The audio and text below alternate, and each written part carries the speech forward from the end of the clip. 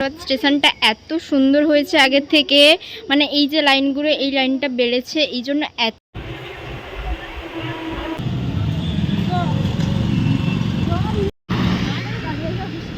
এটা তো বাইপাস না। হ্যালো সবাইকে, নতুন একটি ভিডিওতে সবাইকে অনেক অনেক ওয়েলকাম। আশা করি তোমরা সবাই ভালো আছো, আর আমি তো ভীষণই ভালো আছি। আর আমি আজকে ভীষণই হ্যাপি, কারণ আমি যাচ্ছি আজকে একটা নতুন জায়গাতে, যেই জায়গাতে আমি এর আগে কোনো দিনও যাইনি। এই ফার্স্ট টাইম এই জায়গাতে আমি যাচ্ছি, তো তার জন্য একটু এক্সাইটেড তো আছি। আর কোন জায়গাতে যাচ্ছি, কোথায় যাচ্ছি, সেখানে কি কি করব, সবটাই তো এই ব্লগে শেয়ার করব। তার জন্য কিন্তু পুরো ব্লগটা তোমাদের দেখতে হবে। এত পরিমাণ গরম পড়েছে যে আমার মুখের র্যাশগুলো একদমই কমছে না। আর আমি বেরিয়েছিলাম এই 10টা সাড়ে 10টা নাগাদ, যখন ছিল প্রচণ্ড রোদ। তাই ভাবলাম মুখে টুকে একদম বেঁধে নিয়ে বেরোনো যাক। তারপরে দেখো আমি চলে এসেছি স্টেশনে। আর স্টেশনে আসতে না আসতেই দেখি এই দুজন দাঁড়িয়ে আছে আমার জন্য। এটা আমাদের বাখরাবাদ স্টেশন। আর বাখরাবাদ স্টেশনটা এত সুন্দর হয়েছে আগের থেকে, মানে এই যে লাইনগুলো, এই লাইনটা বেড়েছে, এই জন্য এত সুন্দর করেছে, এত সুন্দর লাগছে স্টেশনটাকে দেখতে। তো টিকিট কাটা হয়ে গেছে। ফাইনালি আমরা এখন যাব আমাদের প্ল্যাটফর্মে, কিন্তু গাড়ির খবর যেহেতু হয়নি, তো আমরা দাঁড়িয়ে এখানে একটু পিএনপিসি করছি। কারোর নামে না, নিজেদের নামে পিএনপিসি করছি। মানে ভাবতে পারো, আমাদের মতো লেজেন্ড মানুষ নিজেরাই নিজেদের নামে পিএনপিসি করি। চলো যাওয়া যাক, ট্রেন এলে তারপরে তোমাদের সঙ্গে কথা বলছি। সামনেই দুজন যাচ্ছে, নেচে মানে কি মনে আনন্দ। আমি বুঝতে পারি না এই জিনিসটা শুধুমাত্র আমার সঙ্গেই হয় নাকি সবার সঙ্গে হয়। আমি যেদিনই বেরোই কোথাও, সেদিনই দেখি ট্রেন লেট থাকে। আজকে প্রায় এখানে 1 ঘন্টা মতো ওয়েট করার পর প্রায় 1-1.5 ঘন্টা লেটে আমাদের ট্রেনটা এসছে। তারপরে অবশেষে ট্রেনে ওঠার পর আমরা সিটও এখানে পেয়ে গিয়েছিলাম, তারপরে বসেও পড়েছিলাম। আর কী যে মানে আনন্দ হচ্ছিল, মনের ভেতরে একটা কী যে এক্সাইটিং কাজ করছিল, তোমাদের আমি বলে বোঝাতে পারবো না। তারপরে সেখানেই হয়ে গেল মাথাটা গরম। আর সবার মানে কি বলবো, এখানে সবাই আমরা বিরক্ত হয়ে গিয়েছিলাম। আমরা যে 3 জন ছিলাম বিরক্ত হয়ে গিয়েছিলাম, কারণ কি এত ট্রেনটা স্লো চলছিল আর এত লেটে চলছিল না, আমরা ভাবতেই পারিনি যে আমরা আদৌ পৌঁছবে কি না। তারপর অবশেষে ট্রেনটা খড়গপুর স্টেশনে পৌঁছানোর পর আমরা নেমে গিয়েছিলাম। আর প্রচণ্ড আমাদের খিদে পেয়ে গিয়েছিল, কারণ অনেকক্ষণ লেটে ট্রেনটা যেহেতু চলছিল। তারপরে আমরা নেমে একটু খাবার দাবার খেয়ে নিয়েছিলাম। এখানে পুরি ছিল আর তরকারি ছিল। তারপরে চলে এসেছিলাম স্ট্যান্ডে এসে বসে পড়েছিলাম এখানে অটোতে। সো ফাইনালি অনেক পথ অতিক্রম করার পর আমরা পৌঁছে গিয়েছিলাম আমাদের ডেস্টিনেশনে। তোমরা তো দেখে বুঝতেই পারছো যে কোথায় এসেছি। চলো এবার এটার ভেতরে ঢোকা যাক। আর বাইরে থেকে জুডিওটা এত সুন্দর দেখতে লাগছিল না, কি বলবো। চলো তাহলে এবার ভেতরে ঢোকা যাক, আর ভেতরে গিয়ে দেখা যাক যে কি কি কালেকশান আছে। প্রথমে ঢুকেই দেখতে শুরু করে দিয়েছিলাম আমাদের পছন্দের কাউন্টার, মানে বুঝতেই তো পারছো লেডিস কাউন্টার। তো সেখানে ভীষণ ভীষণ সুন্দর সুন্দর প্রিটি ড্রেস ছিল, আর আমার তো দেখে এত ভালো লেগে গিয়েছিল, তারপরে কি বলবো। তারপরে চলে গিয়েছিলাম আমরা ছেলেদের কালেকশানে, মানে ছেলেদের কালেকশানগুলো দেখতে, কারণ আমার বান্ধবী নেবে তার হাজব্যান্ডের জন্য একটা ড্রেস।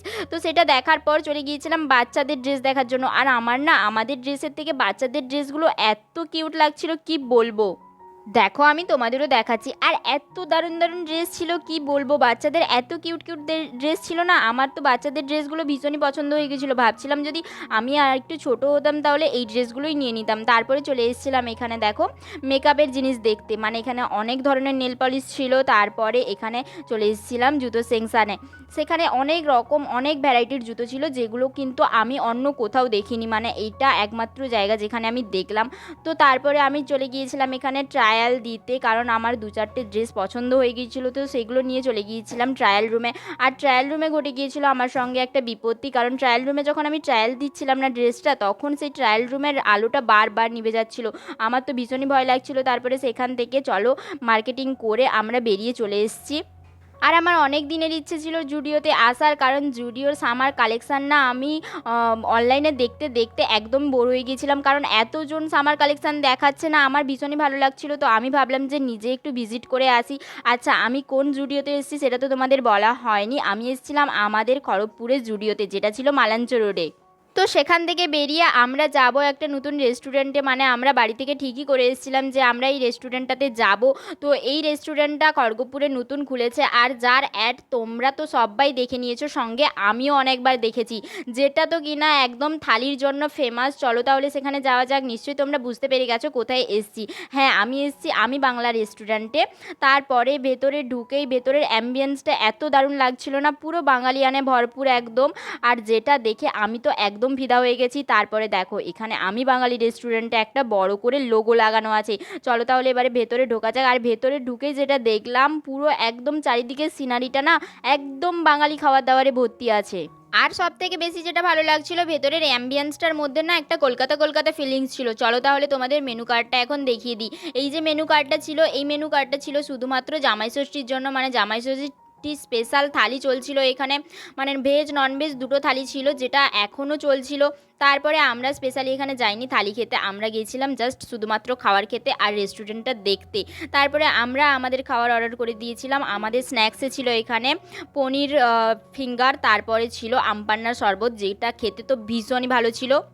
তারপরে আমরা সবাই মিলে প্ল্যান করেছিলাম যে আমরা কোনো একদিন এসে নিশ্চয়ই থালিগুলো ট্রাই করব। তারপরে এখানে নিয়ে নিয়েছিলাম 3 জনের জন্য 3 প্লেট বিরিয়ানি, আর যেটা খেতে দারুণ ছিল। তারপরে সমস্ত কিছু খাওয়া দাওয়া করে নিয়ে, খাওয়া দাওয়া শেষ করে এখানে চলে এসেছিলাম আমরা স্টেশনে। আর স্টেশনে বসে অনেকক্ষণ প্রায় অপেক্ষা করছিলাম, কারণ যে ট্রেনটাতে আমরা বাড়ি ফিরবো সেই ট্রেনটাও আসার জন্য অনেক লেট ছিল। তো বসে বসে আমরা বোর হচ্ছিলাম। আর দেখো এখানে এই মহিলাটা তো নেতিয়ে পড়েছে পুরো, সারাদিন এত ঘোরাঘুরি হয়েছে, এত ছোটাছুটি হয়েছে। তো তারপরে বললাম যে আমি ব্লগ করতে পারছি না, আমার ভীষণই ঘুম পাচ্ছে। আরেকজনকে দিয়েছিলাম ব্লগ করতে, আর দেখো ব্লগের নামে সে কী করছে, মানে আমি এদের শেখাতেই পারলাম না যে একটা ব্লগ কী করে করতে হয়। তারপরে অবশেষে ট্রেন আসার পর আমি এখানে ট্রেনে বসে বসেই ঘুমাচ্ছিলাম, মানে আমি একদম কি বলবো, একদম মানে কি নেতিয়ে পড়েছিলাম। তারপরে সবার অবস্থা ভীষণই খারাপ ছিল। তো চলো এখন বাড়ি ফেরা যাক। আর এই ব্লগটা কেমন লাগলো তোমাদের অবশ্যই কিন্তু আমাকে কমেন্ট করে জানিও। চলো আজকের মতো তাহলে টাটা।